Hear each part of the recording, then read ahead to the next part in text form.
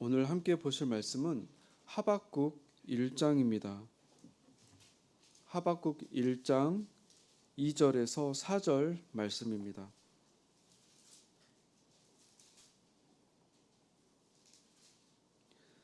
다 같이 읽도록 하겠습니다. 여호와여, 내가 부르짖어도 주께서 듣지 아니하시니 어느 때까지리이까? 내가 강포로 말미암아 외쳐도 주께서 구원하지 아니하시나이다. 어찌하여 내게 죄악을 보게 하시며 패역을 눈으로 보게 하시나이까? 겁탈과 강포가 내 앞에 있고 변론과 분쟁이 일어났나이다. 이러므로 율법이 해이하고 정의가 전혀 시행되지 못하오니 이는 악인이 의인을 애워쌌으므로 정의가 굽게 행하여 짐이니이다. 아멘. 오늘 함께 통독할 말씀은 나훔과 하박국 말씀입니다. 나훔은 북이스라엘이 아수르에 의해서 멸망당한 후에 남유다만 남아있던 시기에 작성된 예언서입니다. 당대 최고 전성기를 누리고 있던 아수르에 대해서 하나님의 심판의 메시지를 전하는 것입니다. 우리가 잘 아는 요나서도 나훔과 같이 아수르를 향한 하나님의 심판을 선포했는데요. 요나서는 나훔서가 작성되기 100년 전쯤이었습니다. 요나 때에는 아수르가 요나의 예언을 듣고 회개했었지요. 그러나 나훔서가 작성될 때는 아수르가 최고의 전성기를 누리던 때였습니다.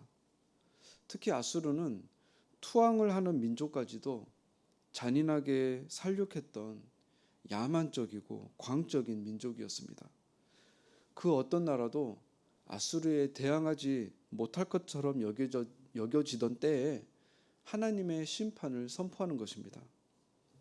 이를 통해서 온 세상을 다스리는 분이 진정 누구이신지를 알려주십니다.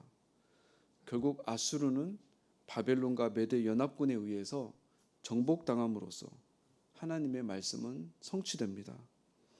오늘 함께 살펴보고자 하는 하박국 말씀은 새로운 제국, 바벨론 제국이 들어선 후에 작성됩니다. 하박국 선지자는 국내적으로는 포갑적으로 나라를 다스리는 여호와김 왕과 국외적으로는 바벨론 제국의 압제 가운데서 고통을 당하는 선민들을 바라보면서 하나님께 크게 두 가지의 질문을 던집니다. 먼저 이런 비참한 압제와 고난 속에서 신앙을 지키는 소수의 선민들의 고통을 왜 하나님께서는 지켜만 보고 계시는가 하는 것입니다. 그리고 하나님께서 택하신 백성, 이 남유다 백성을 하나님도 모르는 이방 종족에 의해서 멸망시키시는 것이 과연 하나님의 뜻인가 하는 질문이었습니다. 첫 번째 질문에 대한 하나님의 답변은 1장에 잘 나와 있는데요. 하나님께서는 불의와 강포를 행하는 그 모든 악인들이 그들이 행했던 모습 그대로 자신들이 되돌려 받을 것이라 알려주십니다. 그리고 두 번째 질문에 대해서는 2장에 하나님의 답변이 나오는데요. 모든 것에는 하나님께서 정하신 때가 있다는 것이었습니다. 그래서 의인은 믿음으로 말미암아 살 것이라 말씀해 주십니다.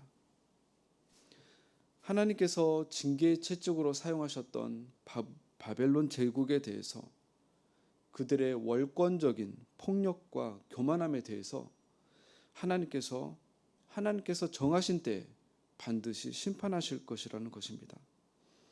결국 모든 일의 결말을 듣고 깨닫게 된 하박국 선지자가 3장에 가서 우리에게 너무나 잘 알려진 고백, 비록 무화과 나무가 무성하지 못하며 포도나무에 열매가 없고 감람나무에 소출이 없으며 밭에 먹을 것이 없고 우리에는 양이 없고 외양간에 소가 없을지라도 나는 여호와로 말미암아 즐거워하며 나의 구원의 하나님으로 말미암아 기뻐하리로라는 이 고백을 드리게 됩니다. 이렇게 오늘 본문에서 보여진 하박국 선지자의 의문들은 지금 이 시대에도 저희들에게 동일하게 다가오는 것 같습니다. 죄악으로 물들어가는 나라를 보면서 하나님께 이토록 부르짖으며 간구하는데도 왜 하나님께서는 간섭하지 않은 것처럼 보일까? 왜 하나님께서는 이 나라와 또한 교회를 고쳐주시지 않는가 하는 질문들입니다. 본문 2절에 보면 여호와께 내가 부르짖어도 주께서 듣지 아니하시니 어느 때까지리이까? 내가 강포로 말미암아 외쳐도 주께서 구원하지 아니하시나이다. 하박국 선지자의 어느 때까지입니까? 라는 호소를 보면 선지자의 간구가 굉장히 오랜 기간 동안 끊임없이 지속되었다는 것을 볼 수 있습니다. 오랜 기간 간구했다는 것인데요. 그럼에도 불구하고 하나님께서 침묵하셨다는 것입니다. 우리 모두도 이러한 경험이 있을 것입니다. 지금 이 순간에도 이러한 고통과 간구 가운데 있는 분도 계실 것입니다. 3절에서 어찌하여 내가 죄악을 보게 하시냐고 외치고 4절에서는 율법이 해이하고 정의가 전혀 시행되지 못한다고 호소를 합니다. 하나님께서 마치 정의와 공의를 시행하지 않는 것처럼 보이게 됩니다.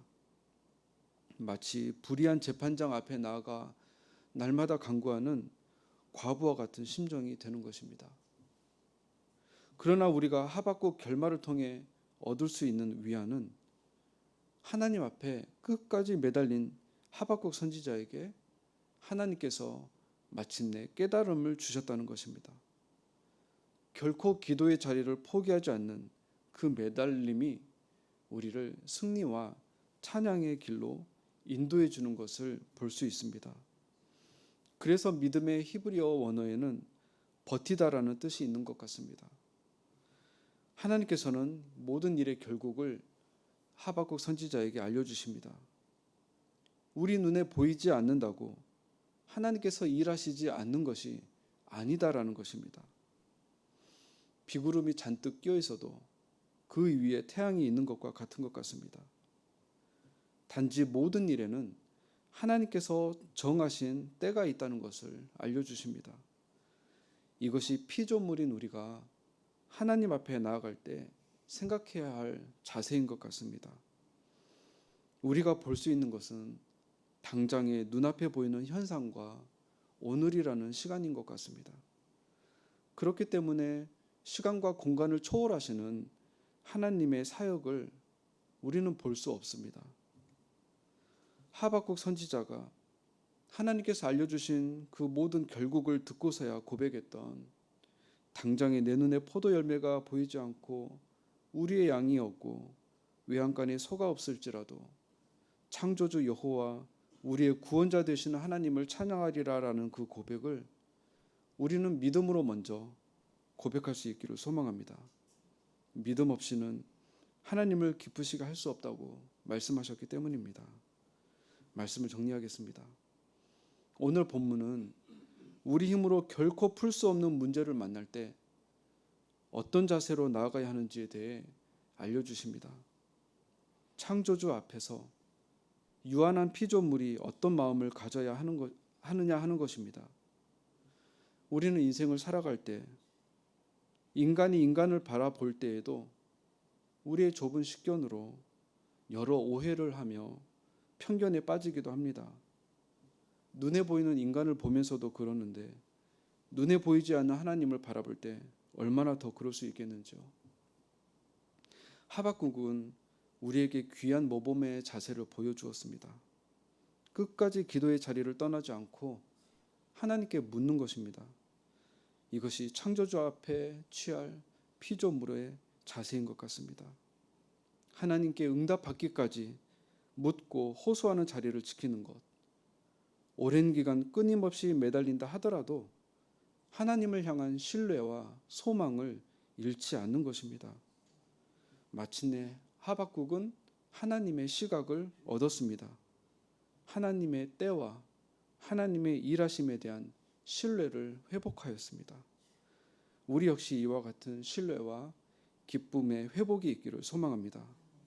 우리와 함께 하시는 성령님께서 저와 모든 성도님들 역시 인도해 주실 것을 믿습니다. 기도하시겠습니다.